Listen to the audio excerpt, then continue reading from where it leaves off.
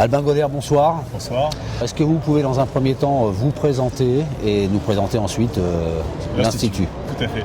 Donc moi à l'ICM je suis directeur du mécénat. Donc mon rôle en fait c'est de développer les ressources issues des dons, du mécénat, que ce soit de particuliers, d'entreprises ou de fondations, pour financer les travaux de recherche des chercheurs qui sont présents à l'ICM. Alors l'ICM, qu'est-ce que c'est justement? C'est l'Institut du cerveau et de la moelle épinière. C'est un institut qui a été créé en 2010 pour répondre à un enjeu de santé publique majeur, c'est-à-dire les maladies du système nerveux. Aujourd'hui, c'est à peu près une personne sur 8 qui au cours de sa vie sera concernée par une de ces pathologies.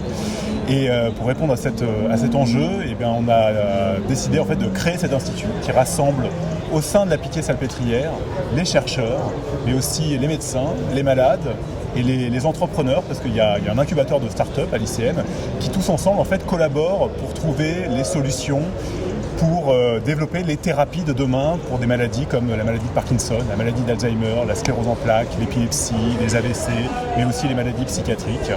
Et donc aujourd'hui, après même pas encore 10 ans d'existence, l'ICM c'est considéré comme le deuxième institut de recherche en neurologie au monde. Donc on est très fiers du chemin accompli. Mais pour ça, on a besoin effectivement de soutien, de mécènes, d'entreprises, de donateurs qui vont pouvoir donner les moyens aux chercheurs d'accélérer leurs recherches. Comment on sensibilise de nouveaux donateurs? Par ce type d'opération, par exemple, on est très fiers de s'associer à cet événement ce soir. C'est important effectivement pour nous de toujours faire connaître l'ICM, de faire comprendre pourquoi c'est important de soutenir les travaux de recherche qui sont menés. Et tout le monde, alors évidemment il y a des grandes fortunes qui nous soutiennent, mais tout le monde peut soutenir l'ICM, quels que soient ses moyens, petits et grands.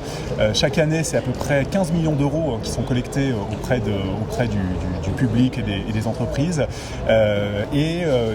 Les grands donateurs, pour ceux qui le peuvent, sont invités à rejoindre en fait le cercle des amis d'ICM qui rassemble effectivement des décideurs et à qui on offre un programme de reconnaissance avec des conférences, des visites de notre institut, et on a vraiment à cœur de développer une relation très privilégiée avec ces mécènes.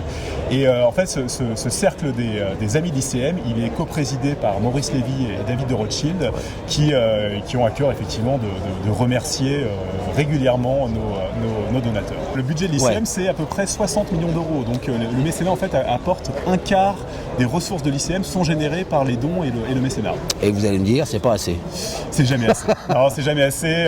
Évidemment, nos chercheurs ont besoin de plus encore parce que pour avoir accès à des technologies dernier cri qui sont indispensables pour faire progresser la recherche, pour aussi attirer les meilleurs chercheurs, parce que les meilleurs chercheurs, on les recrute à l'échelle mondiale, et pour ça, effectivement, il faut qu'on leur offre des moyens conséquents, donc il faut qu'on puisse encore développer les ressources issues du mécénat. Si je vous entends, il y a un vrai savoir-faire qui s'est mis en place au fil de ces années. Maintenant, il y a un faire-savoir qu'il va falloir développer aussi. Exactement. Il faut qu'on fasse connaître l'ICM toujours plus. Il faut qu'on fasse connaître les travaux qui sont menés à l'ICM. Et c'est vrai que, comme je vous disais, ce soir, ça fait aussi partie des événements auxquels on a à cœur de s'associer pour communiquer sur ce qu'on fait. Le message sera passé, nous on le fera suivre en tout cas. Merci en tout cas. Merci à vous.